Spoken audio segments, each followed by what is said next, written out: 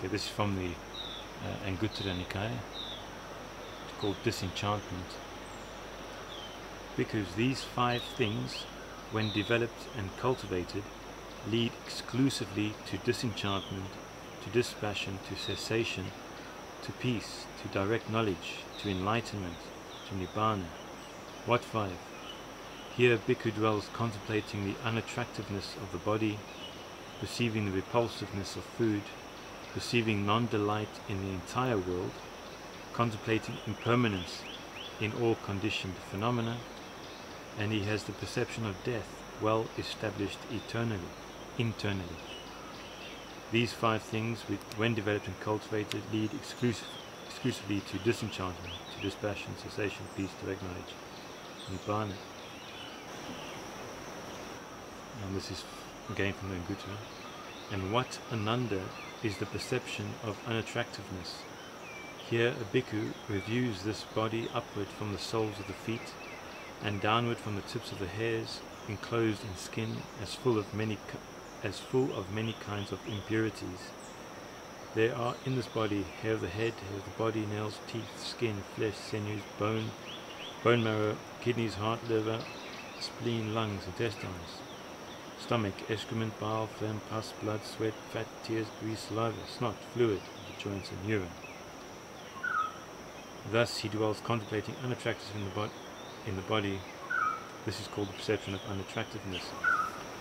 Okay, so this is in regard to asubha meditation, or meditation on the unattractiveness. And you said yesterday you were talking about it, and you said that establishing one's mind on asubha and then making it endure without losing sight of the peripheral of that asubha, even when sensual inclination is present internally or externally. But maybe you said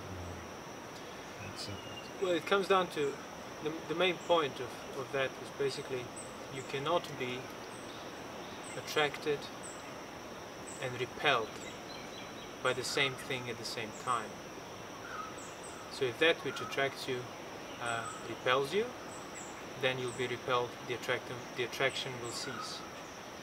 So that's important thing to realize, because when you read out the bit from Anguttara Nikaya, where the Buddha recommends like reviewing your body in terms of what it's made of, it's very easy to do that wrongly, in a sense of you keep bringing the new things, new objects of your perceptions into your mind, and then trying to kind of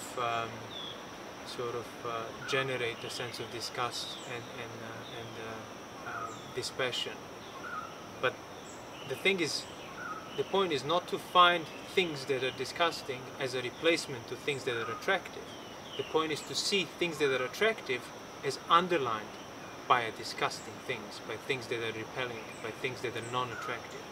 So you need to see they're simultaneously present there, just on a different level. Because it's you can easily force yourself to not look at the attractive and just focus on unattractive, but sooner or later, when you're tired, when your mindfulness lapses, when attractive arises, again, you have no protection against it, because all you're used to is doing sort of replacing it and pushing it away and getting the non-attractive because you were told that's what you need to do. Well, actually, the Buddha never said you need to replace it. He said you need to see it. You need to see it in relation to that which is attractive.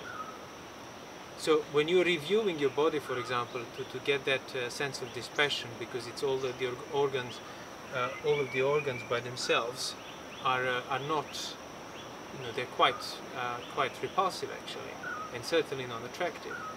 So that's easily seen. But what is hard to see is that when you are attracted, either towards gaining physical pleasure, towards pursuing the objects of physical pleasure externally, you want to see that all of those experiences of sensuality basically as fundamentally inseparable from these disgusting organs and fundamentally established upon them. So they can never be apart from them. They can never be independent of the repulsive foundations, which means they themselves can never be really truly attractive.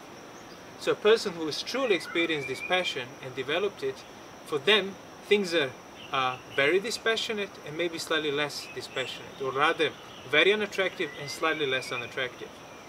Sensuality, the beautiful things become slightly less unattractive. So you can still recognize the beauty, but none of it is the attractive beauty that would induce sensuality. You're saying less ugly. Exactly, so it's ugly and less ugly. Yeah, it comes down to that.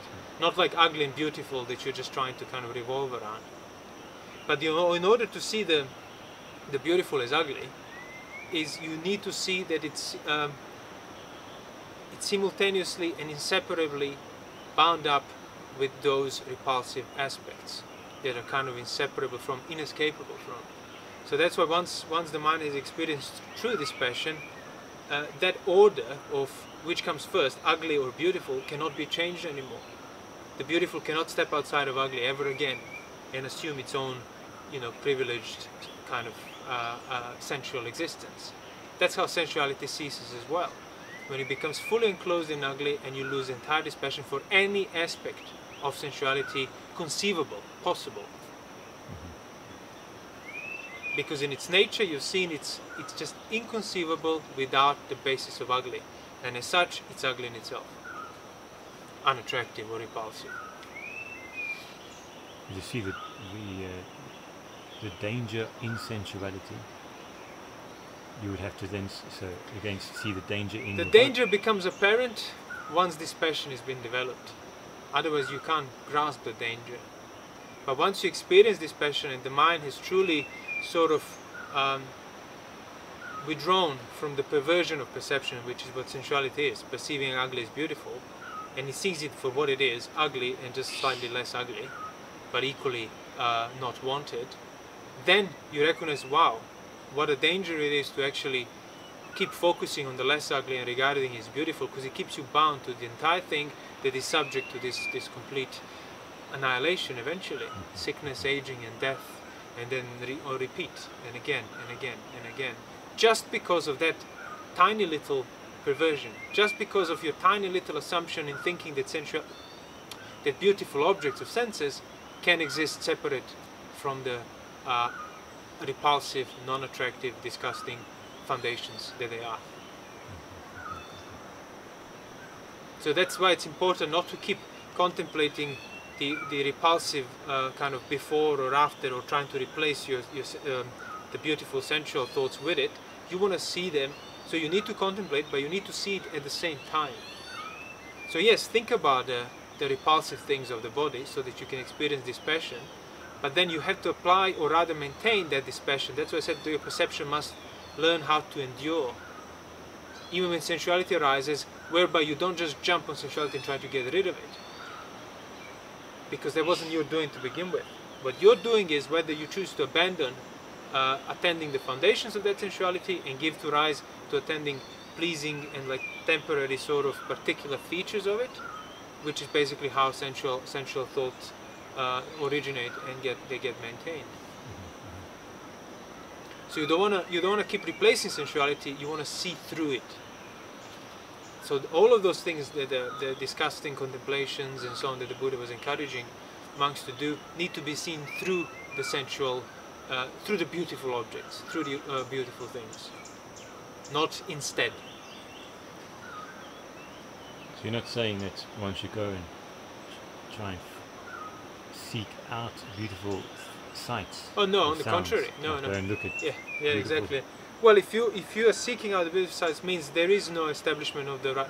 Means the perception is already perverted, which means the mind is not seeing, not attending to the roots of dispassion, roots of disgusting aspects of that sensuality. Because you need to restrain the senses first, fully. Stop giving into the habit of seeking pleasure by default. For these roots to be able to be seen through the arisen sensual prospect in a form of thought or a possibility or intention.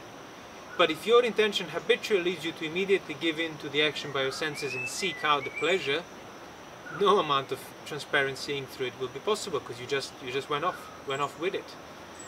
So yeah, that sometimes people think, oh, I must expose myself to sensuality to prove. But if you need to prove to yourself that you're free from sensuality, means you don't know it, means you doubt it, which means you're not free. If the doubt can enter it, there is no freedom there. And in the same sense, in order to be able to seek sensuality even as a proof, it requires perversion of perception. It requires sensual perceptions to be established, which means even if you're seeking out to prove it to yourself, means you're seeking out of sensuality. So no seeking out whatsoever, and then seeing through whatever's present, however it's present, however beautiful it might be, you see it inseparable from those ugly aspects that you have been contemplating. Because they are there.